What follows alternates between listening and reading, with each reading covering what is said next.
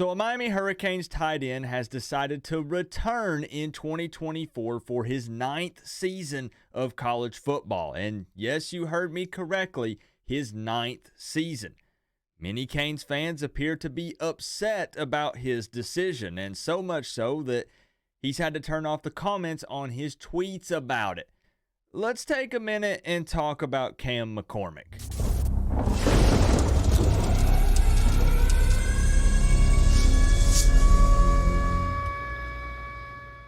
What's going on, Canes fans? Just another late night update video with Coop, because this is when I like to work, usually 2, 3 a.m. That's when I'm the most productive, as backwards as that might sound. And I'm snowed in, iced in at the moment, so I got nothing else to do. And I've wanted to upload a video about this topic literally all day.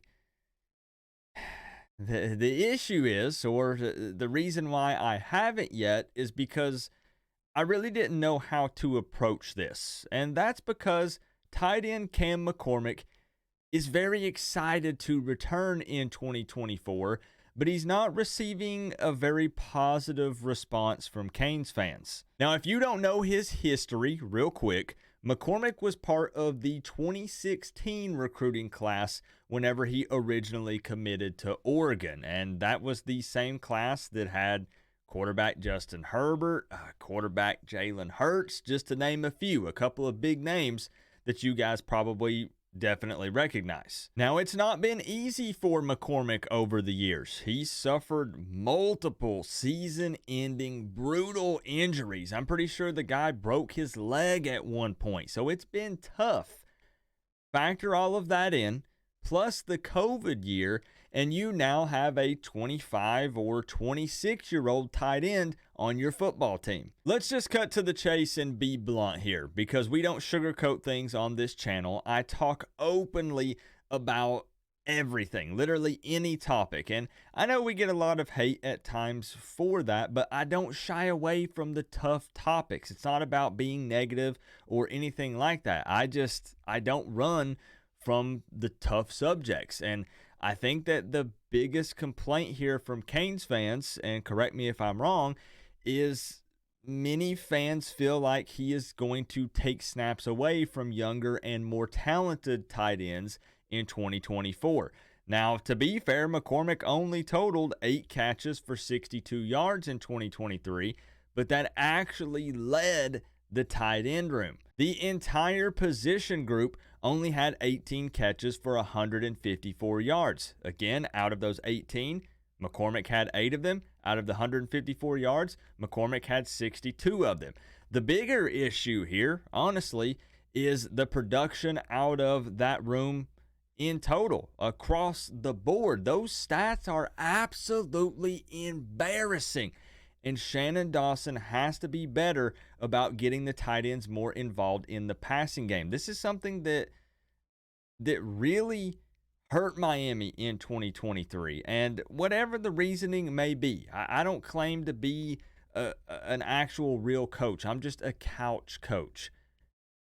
Whatever's going on there, it needs to change, because it's absolutely embarrassing. So I don't know that you can necessarily just point the finger at McCormick. Now, many people believe that maybe he doesn't have the best hands. He's more of a blocking tight end. And, Tyler Van Dyke didn't get sacked nearly as often. We saw an improved O-line, and, the tight end can help in the blocking game as well. But something's got to change there for sure, right? Now, before I get too far ahead of myself, we'll continue this conversation. I do want to jump over to Cam's Twitter page to show you guys the official post that he put up. So he put out this tweet and said, "Appreciate all of the support. Hashtag 84 resilient. Hashtag go Canes." And he said, "The pursuit of excellence has no goal line. Last ride 2024. And as you can see, I totally get it. I understand why he had to turn off the comments on this, because I saw what some of the comments were looking like. And I'm trying to be very open about this. I get the frustration, because I'm actually right there with you guys. It can be a little frustrating. But it's also a very weird spot to be in because Canes fans always preach, we want guys that want to be Miami Hurricanes. Hey, all these bums that are hitting the portal, we don't care about those guys. They don't want to be a Cane. And then when someone says that they're coming back, I saw a lot of hate actually for Restrepo as well. And the same argument. There are people saying Restrepo's taking snaps away from other guys. And I do get that side of the argument. I always try to look at both sides.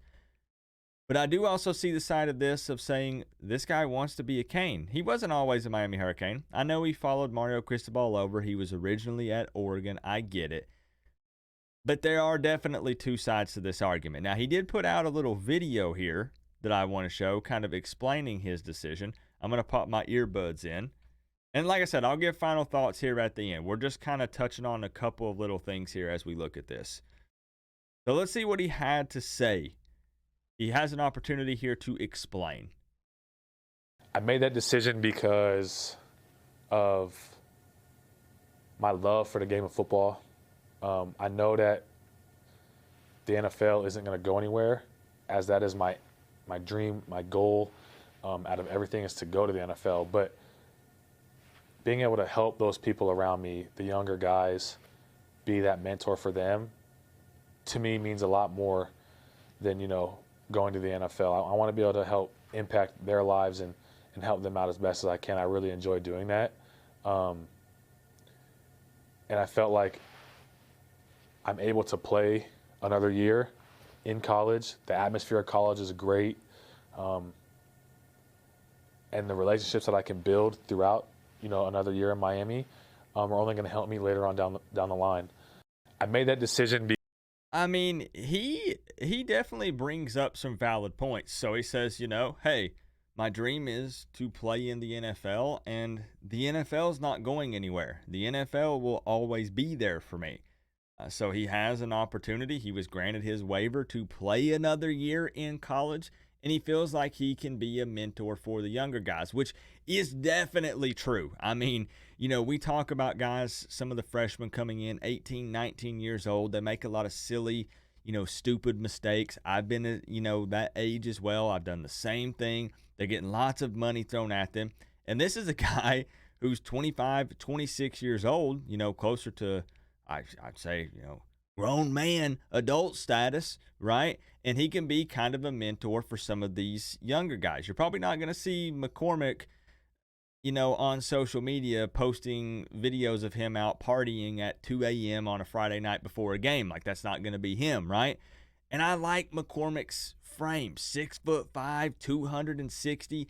As I said, probably a pretty effective blocker just because of his size.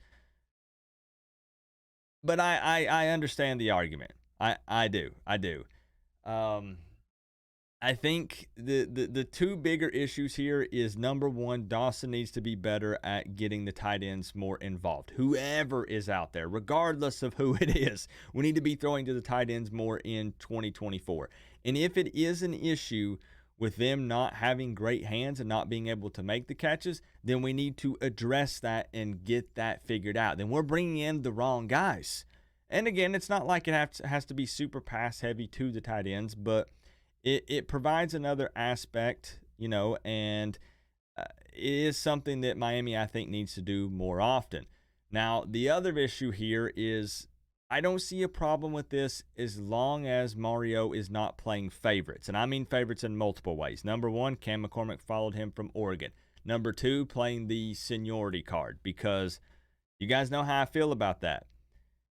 A lot of times, seniority ends up being put ahead of talent, and that needs to not be the case. So as long as Mario Cristobal is not playing Cam McCormick purely because Cam McCormick is, on his 9th year of college football and because he followed him over from Oregon, then it's okay. Some of these younger guys need to jump him then, right? Like they need to show at practice that they're better and come out on game day and make the most out of their opportunities if they start getting some limited snaps and earn that playing time and jump him.